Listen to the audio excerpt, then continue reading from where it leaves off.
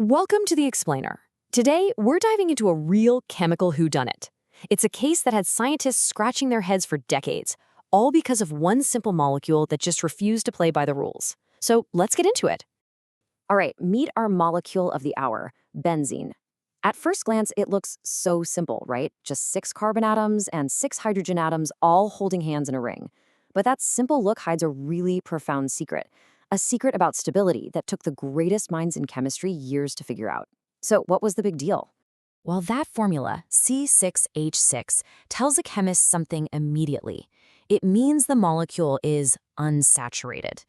All that really means is that to make the numbers work, there have to be some double bonds between the carbon atoms.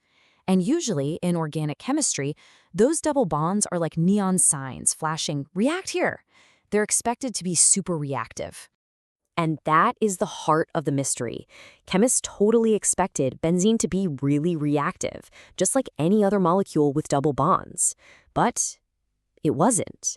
At all. Instead of high reactivity, they found it was just shockingly stable. It would resist reactions that should have been a walk in the park.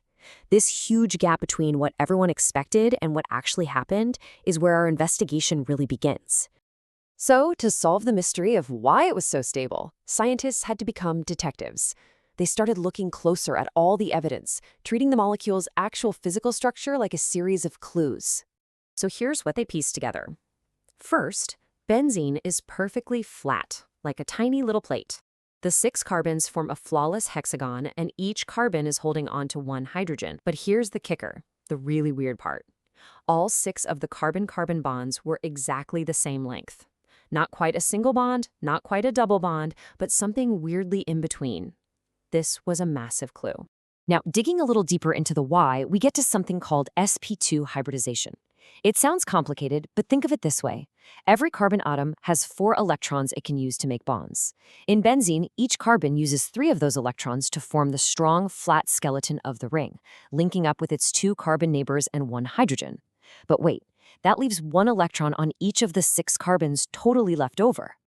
So try to picture this. You've got your flat hexagon ring. Now imagine that on each of those 6 carbons, there's 1 leftover electron hanging out in a little orbital that sticks straight up and straight down, perpendicular to the ring. You've got 6 of these unbonded electrons just sitting there. The burning question was, what are they doing? This was the key to cracking the whole case. And this brings us right to the breakthrough, the big aha moment that finally explained everything. It all comes down to what those 6 lonely electrons do next. The answer, the single most important idea here, is delocalization. See, those 6 electrons aren't stuck on their home carbon atoms. They're not neatly paired up into 3 separate double bonds like everyone first thought. No, they're completely free. What delocalization really means is that those 6 electrons all merge together. They form these 2 continuous, donut-shaped clouds of electron density, one floating above the ring and one floating below. The electrons don't belong to any one atom anymore. They're shared equally by all 6 carbons in the ring. It's like a big commune for electrons. And that's the secret sauce. This shared cloud of electrons spreads everything out, creating something we call resonance stability. It's an incredibly stable, low-energy arrangement. The molecule is stronger and way less reactive because all that electron charge is shared across the whole system, not concentrated in a few spots. Mystery solved.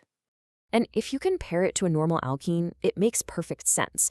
In an alkene, that double bond is a big, dense hotspot of electrons. It's an obvious and easy target for another chemical to come and attack.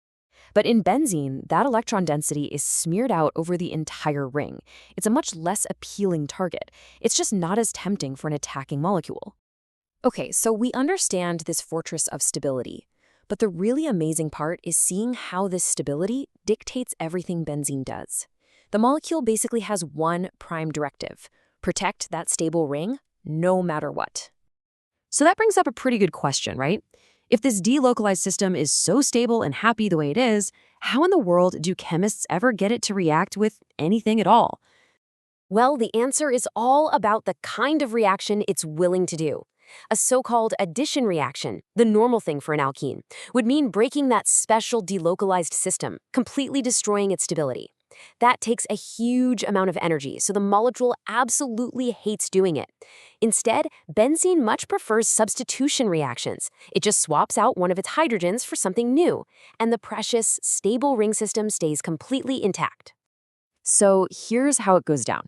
First, you need a really strong attacker, something called an electrophile, which is just a chemical species that's hungry for electrons.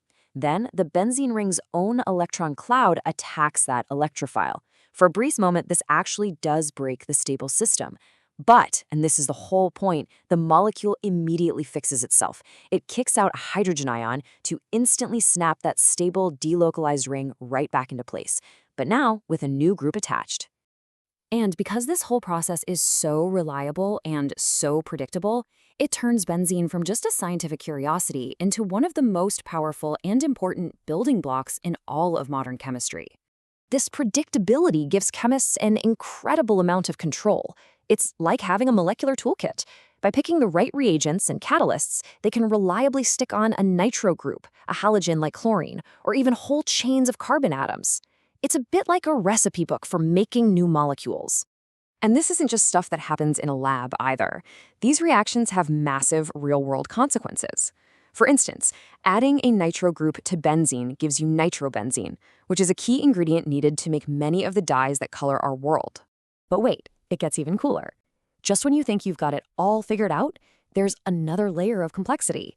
Once you've added one group to that ring, that new group actually influences where the next group is allowed to attach. It starts directing traffic. You see, groups are basically activating or deactivating. Activating groups tend to push more electron density into the ring, which makes it even more reactive. And they direct the next chemical to attach right next door, or directly across the ring. Deactivating groups do the opposite. They pull electron density out, making the ring less reactive, and they direct the next group to a different position. It's this incredible, predictable set of rules. So here's the big takeaway. It's this combination of unique stability from its delocalized ring and the predictable rules of substitution that makes benzene such a foundational powerhouse. It lets chemists build incredibly complex molecules with amazing precision, one step at a time. It all started as a puzzle, a molecule that just wouldn't behave as expected. But solving that puzzle unlocked a chemical toolkit that has literally helped build our modern world of medicines, plastics, and materials. It kind of leaves you with a final thought. With the foundation this perfect and this predictable, what can't we build?